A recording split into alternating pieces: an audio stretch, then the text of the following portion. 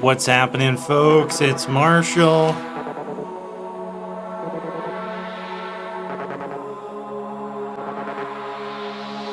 Doing a live stream for you on a Sunday night, just like usual.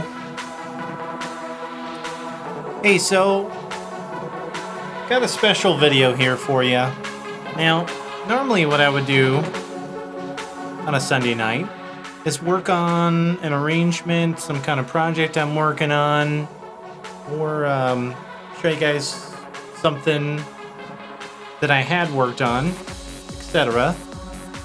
But tonight I got something special for you. So a couple days ago, I did kind of an interview / discussion with a gentleman named CowFood. CowFood, like, I guess, grass? Anyway, CowFood is a really cool guy. He stumbled across my channel at some point, and he and I started chatting, and we talked about... I asked him to come on the show to talk about some Behringer stuff. It turns out he's also got a rich history in mixing, and is also a synth enthusiast. And so we just had a chat basically for about an hour. Unfortunately, the audio in my system cut out after about 40 minutes. So I wanted to just come on, do a quick little intro, and then play out the video. So please check out CowFood at soundcloud.com/CowFood, as CowFood, one word. I'll have a link in the description for him on that. So please do your best and check him out, and we'll get that going. Now, again, normally because I would be doing a show on production, etc., I had planned to kind of do this as a separate thing. But as you can see here by the state of my current system, for some reason, the Reason browser, this has been like this all day, and this is a track that I'm reworking, and I really need to add these samples in, but it's being a little bitch. So I'm kind of am where I am on this, and there's nothing I can do about it. So this has my machine tied up, and so yeah. So what you guys get instead on the live stream here tonight is the rebroadcast, or I guess I should say the initial broadcast of a recorded show. So anyways, I'll be in the chat on the page, so if you have any questions, feel free to reach out. I'll be just kind of chilling in here, and got some 3D printing in the other room I'll be attending to. But yeah, then at the end I'll come back on and say goodnight. So anyways, here it is.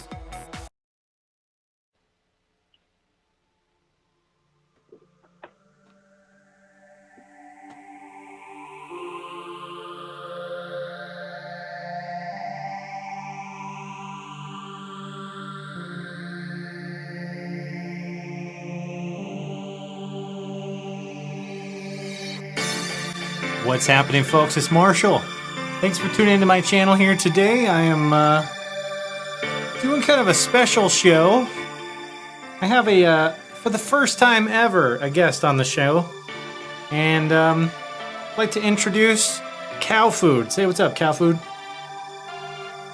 Hi, how's it going? It's good, man. So, all right. So, I met CowFood through one of my live streams a while back. He chimed in while I was recording a show late at night, and I wanted to have him on as a guest because he seems like a very knowledgeable person in terms of the music production world. So, thank you, sir, for joining. You're welcome. Thanks for having me on. Yeah, you bet. So the first thing I guess I kind of wanted to talk to you about, and this was what kind of spurred the idea to have you on, was Behringer obviously has decided to clone every vintage synth that you can think of. And recently they released a demo of their Model D clone. So yeah, I believe that's it. The Yuli D, or the Yuli Moog, I think is what they're calling it. Moog. Yep, instead of the Mini Moog. Yep. So, yeah, I know it's still prototype territory, and but what were your thoughts when you kind of saw that? Cool. That's basically it. I mean, the design for that is the patent is run out. So Yep. It's not like other people haven't done this. There's a modular out there that's been done. There's been a clone of that same thing for quite some time now, and they're charging quite a pretty penny for it. But the Model D, the Yuli D is coming out with, Yuli from Behringer, I should say, it's its own thing because it's for one, it's not the same thing, obviously. Right. I know you do have an actual remake in your studio, but it's used. They use SMD technology to build this one, and it's also the same size as Eurorack. So So it's like definitely the other way different form factor, obviously, than the actual Mini Moog. It also has some additional features and functions that I think would be really nice to actually have on the actual Mini Moog, but it's got doesn't it have quite a bit more CV on it? And then I'm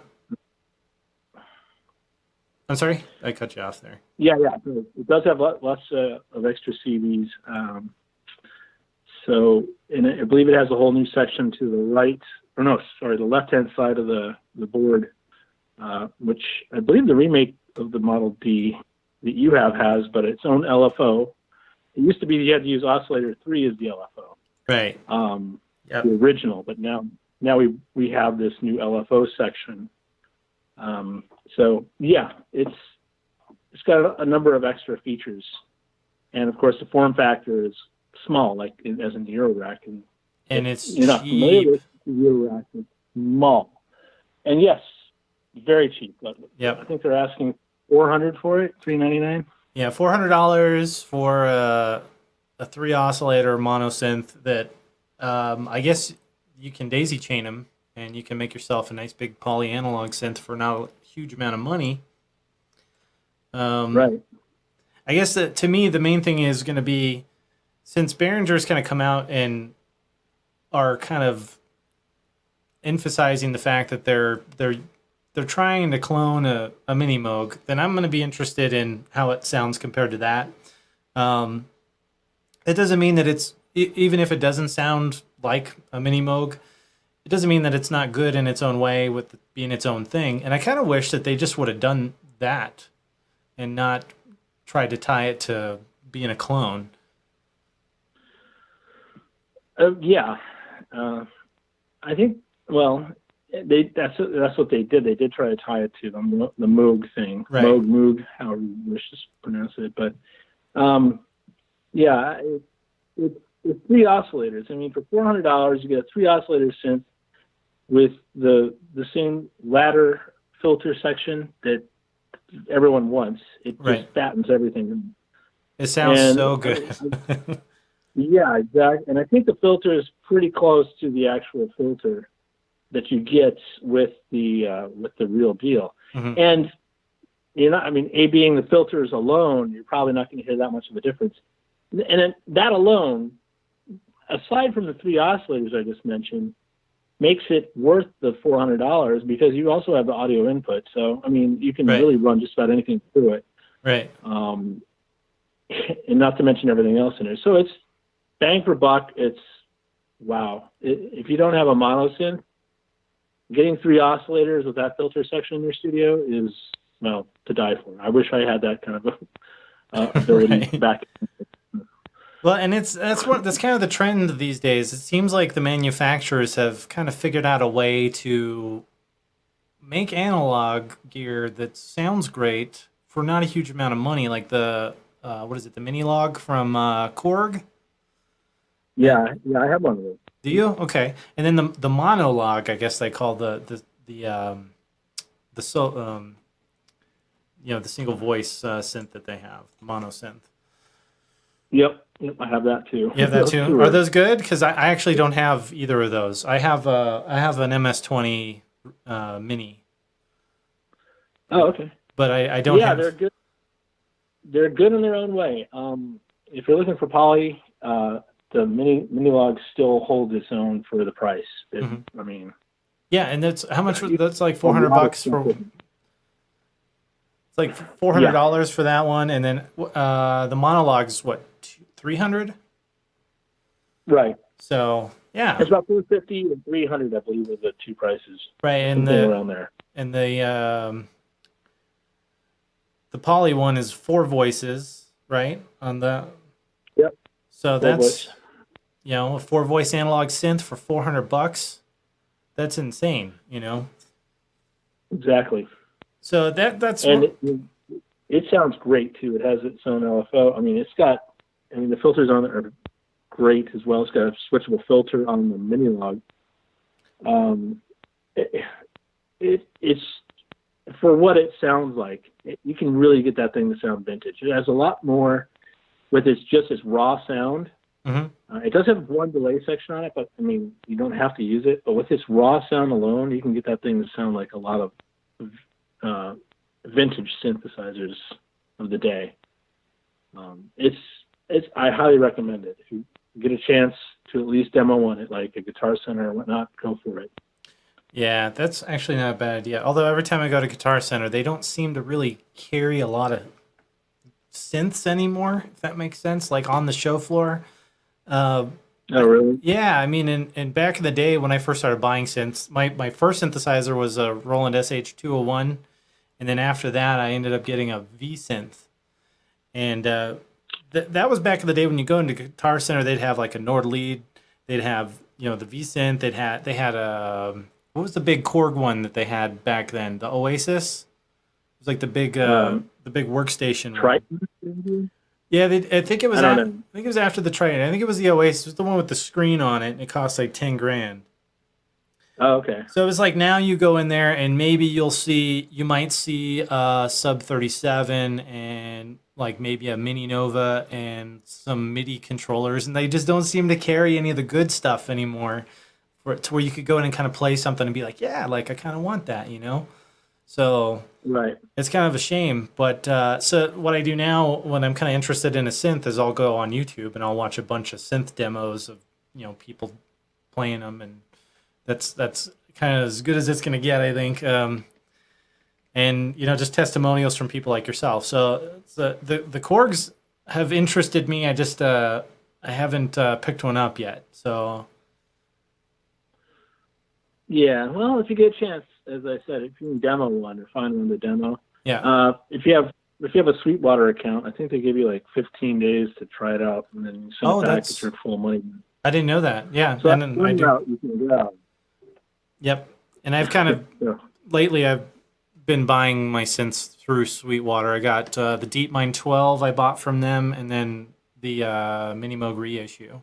Just because, especially with more expensive synths, I don't get charged sales tax because I'm not in Indiana, and free shipping. So it's almost a better deal to buy through them versus going into my local Guitar Center. Right. Right. And I mean, as long as you don't just keep sending stuff back to them, you should probably be fine. Right? Yeah. So But yeah. yeah, that's one way to try it out. hmm If you want. The monologue has its own unique 2-pole filter. It's a little beefier than the mini log. Oh, really? So it's different. A little different architecture between them. It is. It is, and it's geared definitely heavily towards bass. So it's a more gritty, aggressive bass. hmm Whereas, for instance, the Mini Moog would be more of a rounded, fat bass. Right. And And it definitely is.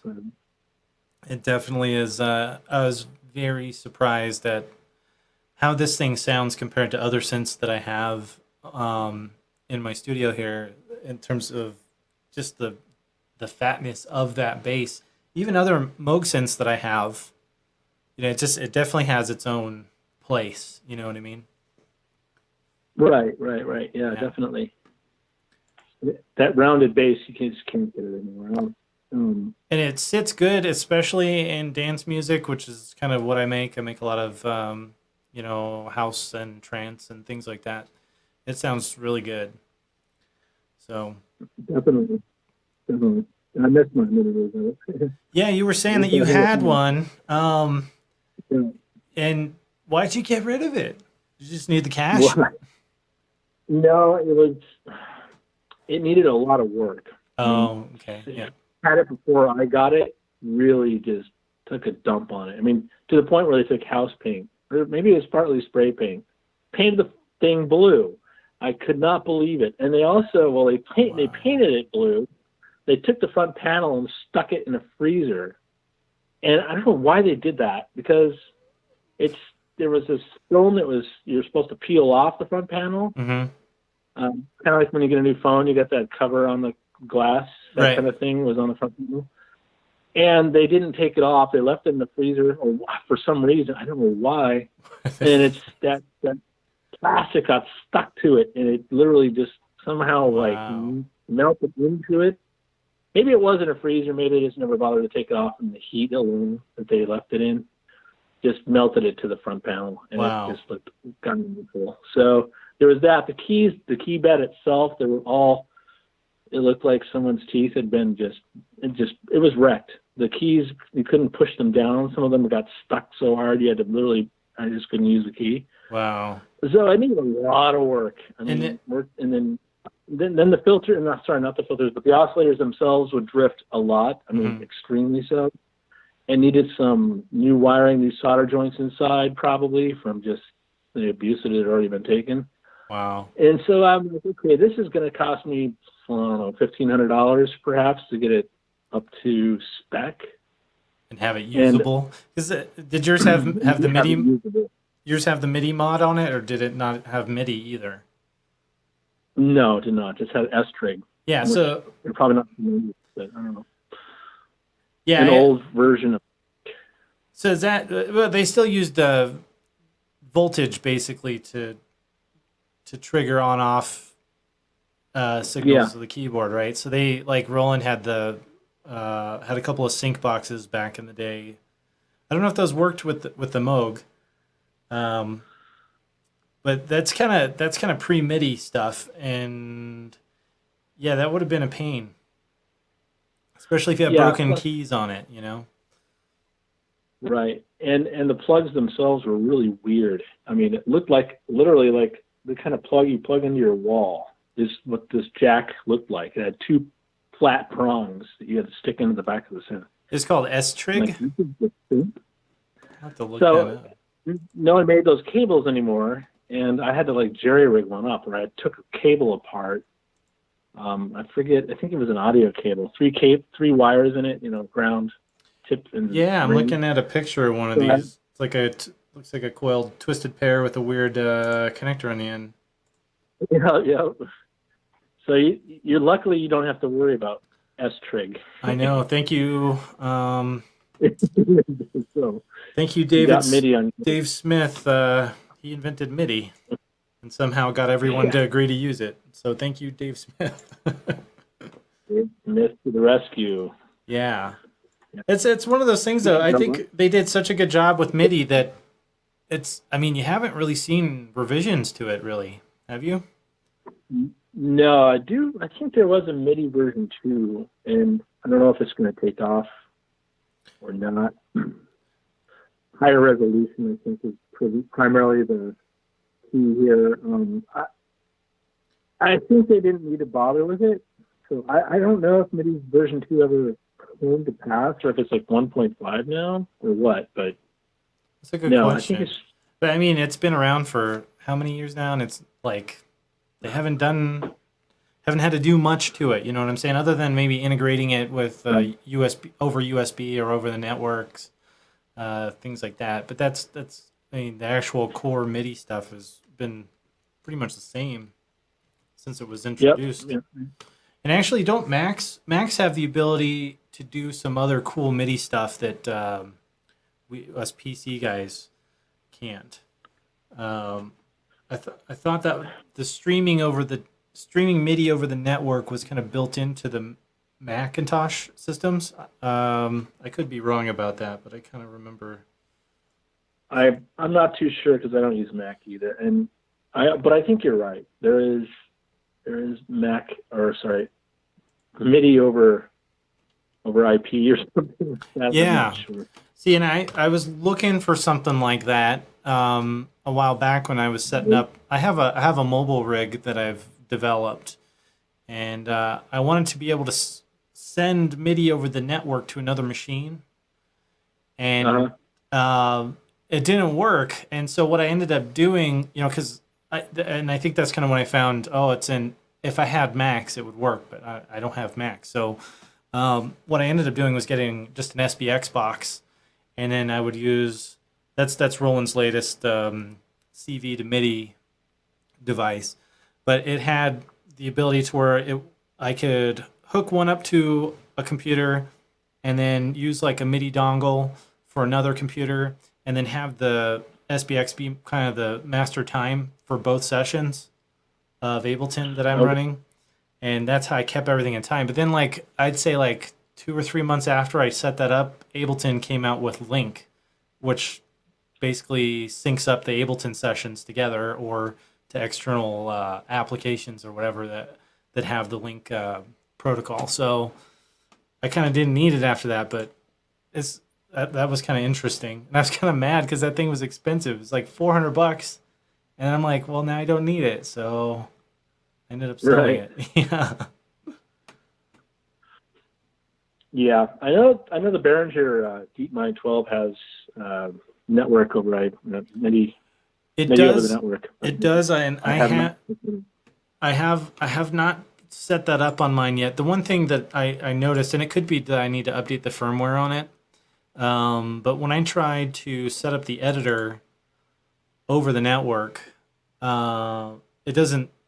It's not working right, and it could be that the firmware I have is not the correct version.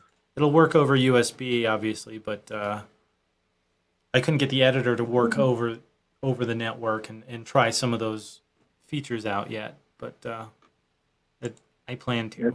That's something I have to try too. So I'm in the Yeah. same boat. Yep.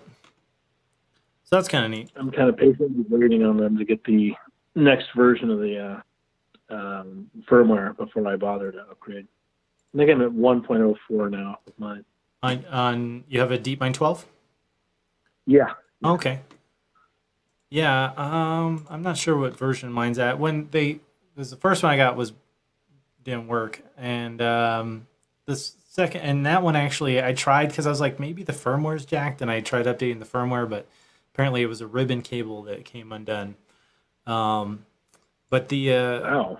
yeah. Well, they say it comes undone in shipping, but I watched a video of a guy who found the cable that was disconnected, and I don't think that's the case. I think it was just not connected. It may have, Never but plugged in. it may not have been Yeah. plugged in secure enough. You know what I'm saying? Like that, it looked like it wasn't put together well initially, and then in shipping, yeah, it probably came loose, but because it wasn't plugged in all the way or something.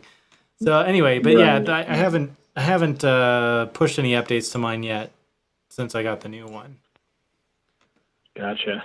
Yeah, it sounds Mine did not have that. yeah, and I mean the DMine 12 is nice. It sounds really great. It's 12 voices is incredible for $1,000. Right. That's just yeah, that's why I bought it, you know? Yep. I bought it for the mod matrix and the 12 voices because I mean the voices there's only two oscillators. Right. One of them's just a square, and so well, I guess noise is an oscillator if you want to count that, but Yeah. I No. just usually think that as a side thing. But, Yeah. but the mod matrix is what makes it. I mean, with all those different modulations, you can really get those two limiting voices. The other one being, of course, square and saw. Mhm. With that, those two oscillators in the mod matrix with all the routing possibilities make it a whole different beast. Right, and So and to have those kinds of possibilities on what essentially is very similar to like a Juno 106, right? But modern right. is just cool. Yep. So and Yep. the effects on it are really good. Those are what TC, I think they're TC effects on there. TC Electronics, and then there's another company in there as well. printed on the front of the thing. I don't have one in front of me. Yeah, mine's over on the wall over here. I can't look at mine. Yeah, it was impressive. I was, I've got beat up a lot from the video that I did where I talked about how I got a bad one, was kind of pissed because they had literally spent months hyping this thing up, and then you're waiting all this time, and I pre-ordered one and I got it and it was broken and I was mad. So, yeah. Yeah, I don't blame you. So, well, at least that you waited long enough for the video to come out, or did the video that showed you how to put the ribbon cable back together, did that come out?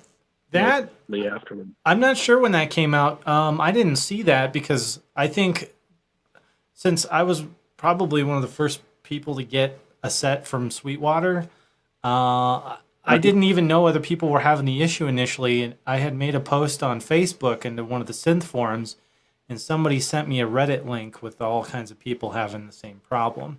And then I think I didn't find the video with the guy fixing it until I recently was just like, I wonder if people are still having this issue or if Behringer would fix this by now.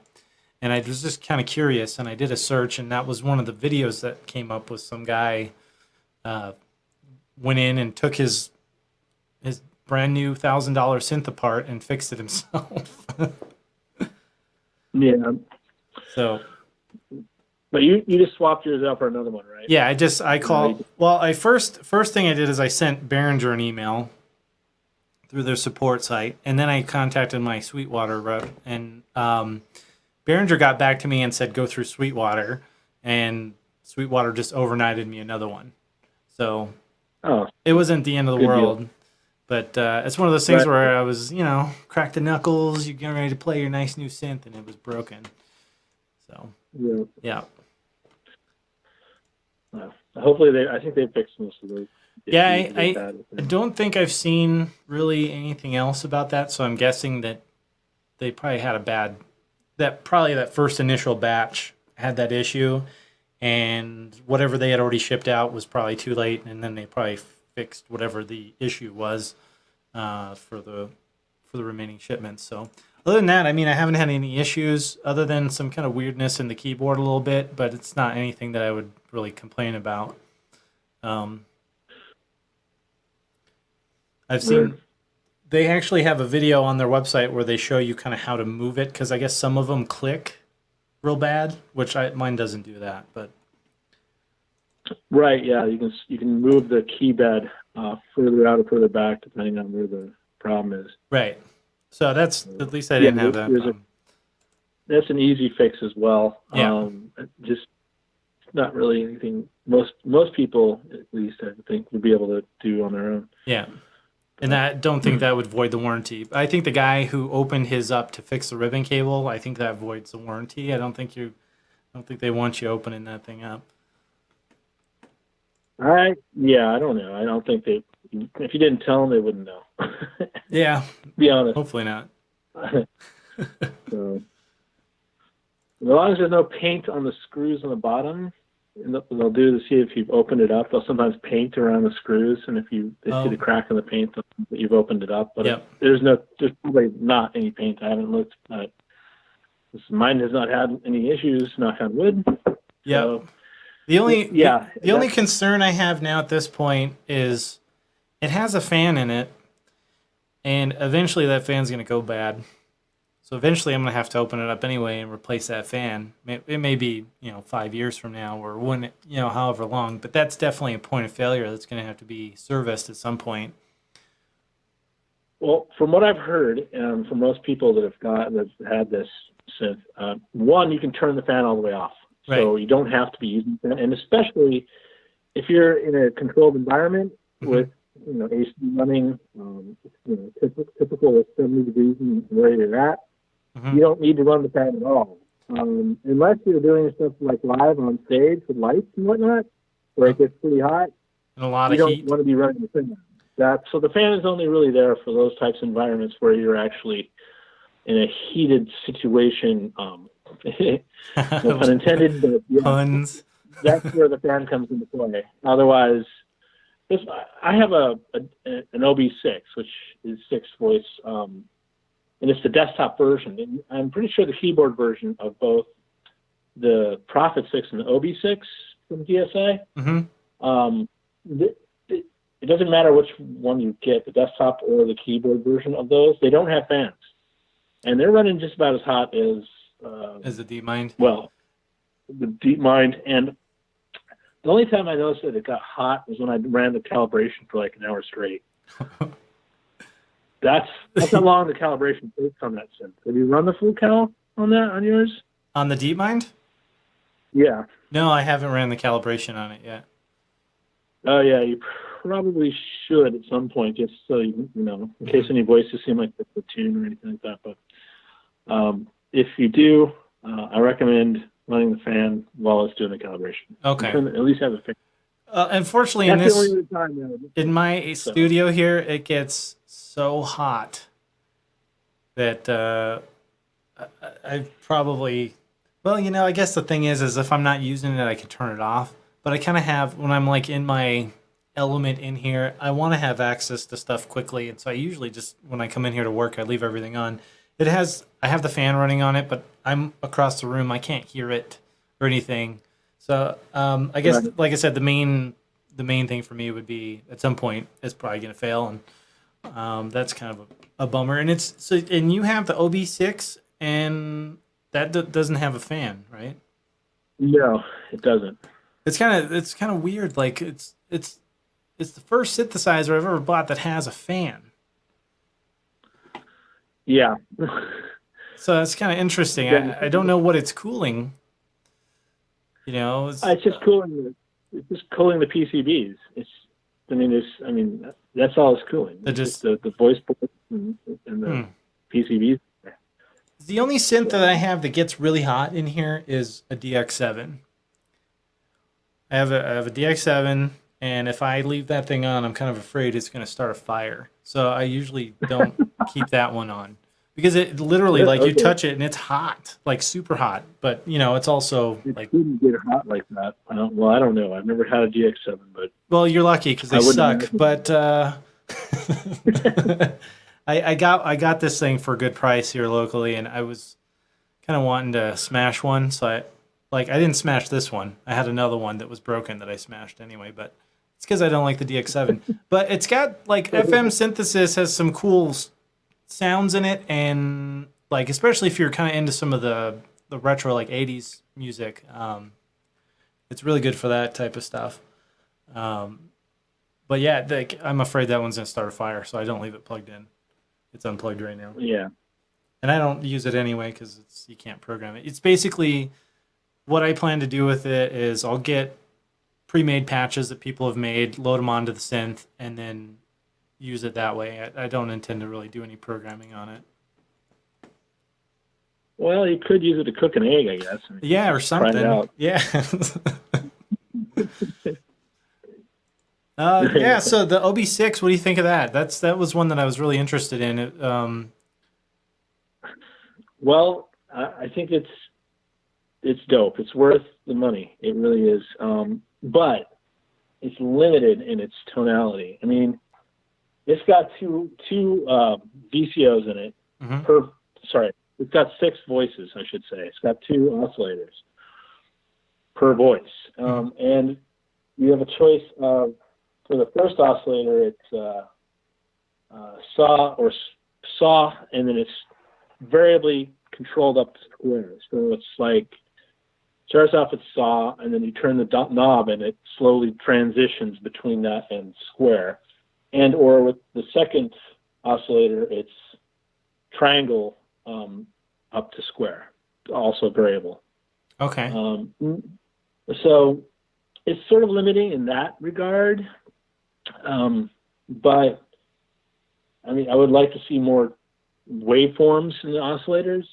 But and also VCO2 has to be used in some cases as an LFO. It doesn't have to be, but it depends on what you're doing. But in some cases, there's no escaping it. You have to just use it as the LFO. But the thing that makes this synth killer is the SEM filter. And that thing is, oh my God, there's no filter like it. It's the bomb. The reason I got the synth is because of the OB6A. I used to have one in OB6A, and that right. thing takes up an entire studio by itself. And It's a fucking tank. Huge. It sounds like I've never had one, but I've seen demos of the OB6A, and it's one of my favorite sounding vintage synths. And that's why, like, Yep. when the OB6 came out, I was like, oh, I kind of like that. Seems really cool.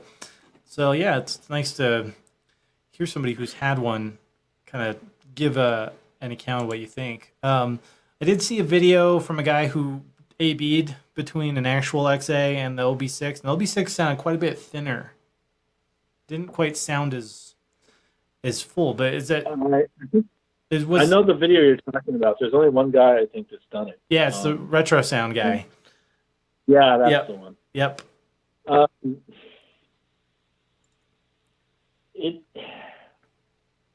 What's the difference? I guess it's the it's multi-timbrality. There's no multi-timbrality on the OBX or the OB6 rather. Right.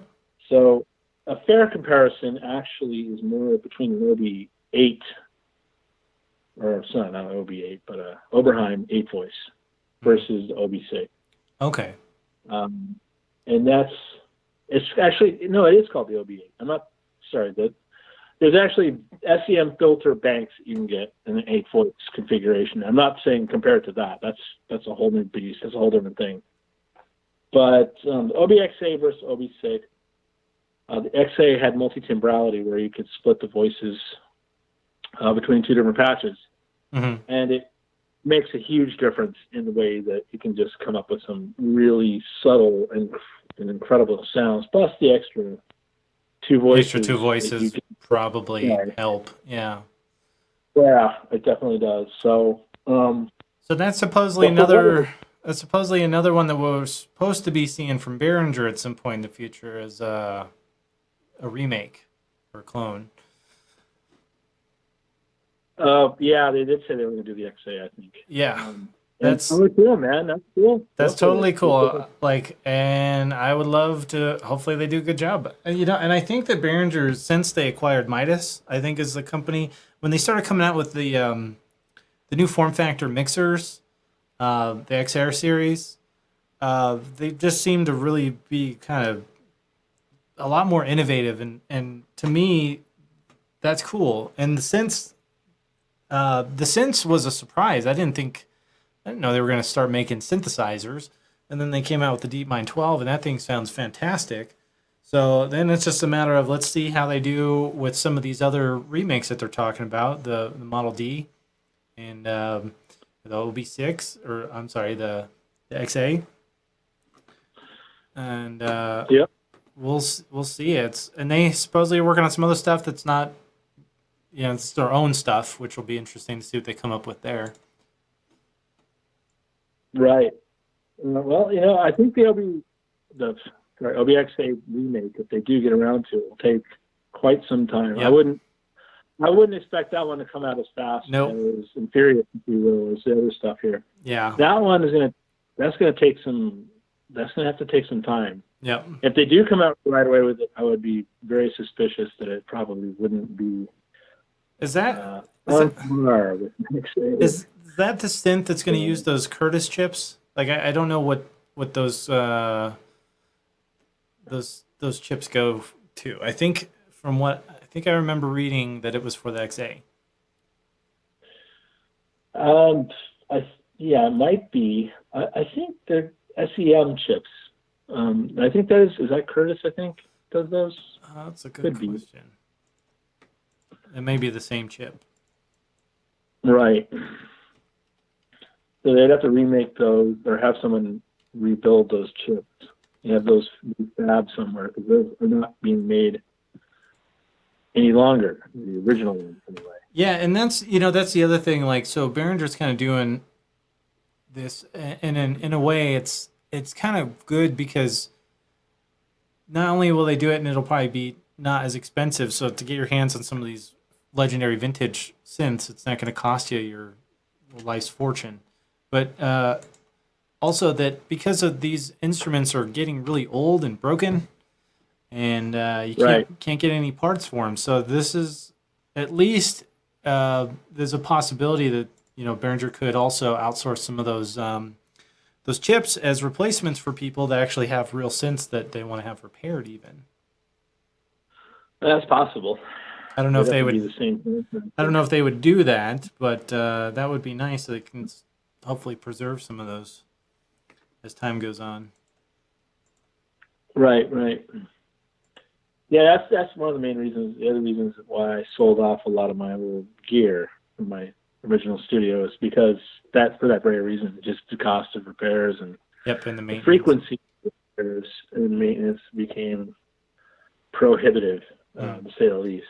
So we're talking like 6 months, 8 months out to get something fixed. And oh my god! Oh wow, yeah. So it's like basically you can't use it for like a year, and then the repair bill is probably not cheap, I'm sure. No, of course not. Yeah. I mean, let's see, for instance, I had what is called a Voyatra 8. And that thing, my God, it was an 8-voice analog synthesizer in a rack. New Order was the one that primarily brought that one to the forefront in the early days. And there's only one guy in the U.S. that services them. It's in this case. It's weird. You have to have a special board in order to actually diagnose the synth itself, and no one in the world except this guy has this board. Wow. So he's got a niche market. He does, and he's in New York. So I had to send off. I decided to sell it because I'm like, this is just becoming too much. Right. And a friend of mine really wanted it. And I'm like, what you're getting into, right? He's like, yeah, I do. I really want that thing. I'm like, all right, well, here we go. Here you go, 8 months later and $2,000 later, he paid me $1,000 for it, which I was trying to get $3,000 out of it. But I said I'd be nice and cover the cost of the repairs, and then you give me the difference, and then we'll call it even. Yeah. So he ended up paying $3,000 no matter what. I lost $2,000 in repairs and got my money back for when I actually bought the synth. Mm-hmm. And the actual time spent using the synth maybe was a total of maybe 2 weeks. Wow. Of actual time to use. Of actual use on it? Yes, of actual use. Wow. So, God, it just wasn't worth it. Yeah, that's got to be frustrating. No, and so new analog, as I call it, the stuff that's coming out now is where I've put my money into. I'm like, okay, I'm rebuilding the whole studio. Yep. I'm looking at stuff like, and what I do have are Dreadbox Erebus is one of the synths I have, is a duophonic, modular, not a mini brute, then a micro brute. I have that one. I have a bunch of Korgs, the Volca series, most of those. Mm-hmm. I have the mini log, the monologue, DeepMind 12, OB6, and that pretty much in a small modular setup, and a little fatty. That's my only move, is a little fatty. Oh, little fatties are great though. So that's it. That's my studio in a nutshell. Minus some microphones and acoustical stuff, guitars and whatnot. And you do mostly ambient stuff, is what you were saying earlier? Yeah. So Yep.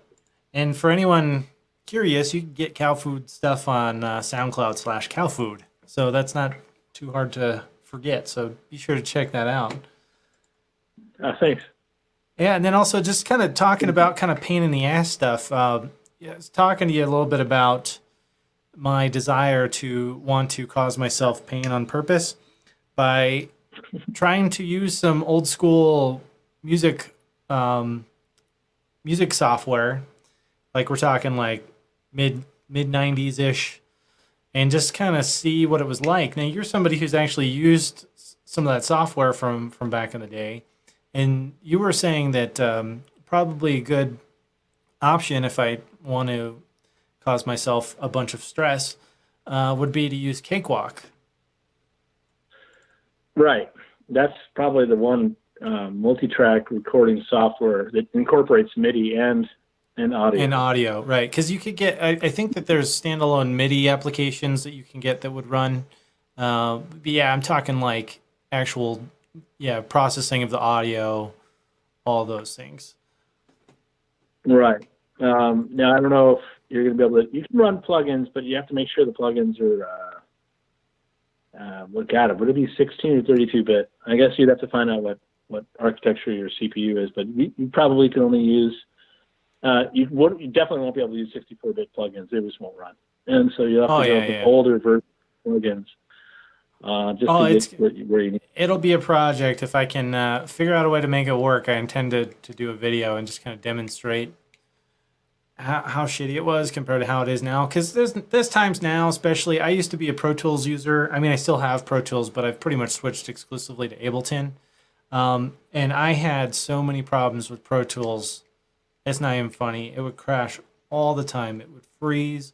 I would have stuff that I had saved, and I'd go back and pull it back up, and somehow the files corrupt. So I'm having to go back and try and use one of the backups, and it was a nightmare. Well, you're putting yourself back in that realm of nightmare. If you want to go the Windows 98 route, I mean, I just want to see if it's as. All right, folks. That's where the audio cut out on that, unfortunately. So thanks for checking it out. Thank you very much to CowFood for joining me for that session. We went on for about another 20 minutes chatting about different DAWs and a few things. Probably have him back on so that we could rekindle that since the audio cut out, which I was not aware of during the time of recording. Thank you, TASCAM, for your crappy audio interface. I'm going to have to replace that. That's just not cool. So anyways, check out CowFood, soundcloud.com/CowFood. Really smart guy, cool guy, great music on SoundCloud, so be sure to check him out. And yeah, in the meantime, I think I'm gonna play some.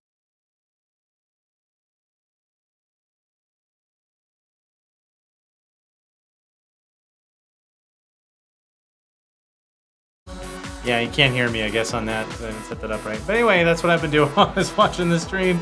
So, yeah, thanks, folks. I'll be back next week. Hopefully Reason's in a better mood since I'm working on this conversion, and it's almost done. It's almost done, finally, looking through my banks. And I can't wait for that. Anyway, have a good night, folks. And this is Marshall. Please subscribe, like the video, all that cool stuff, and I'll talk to you guys later.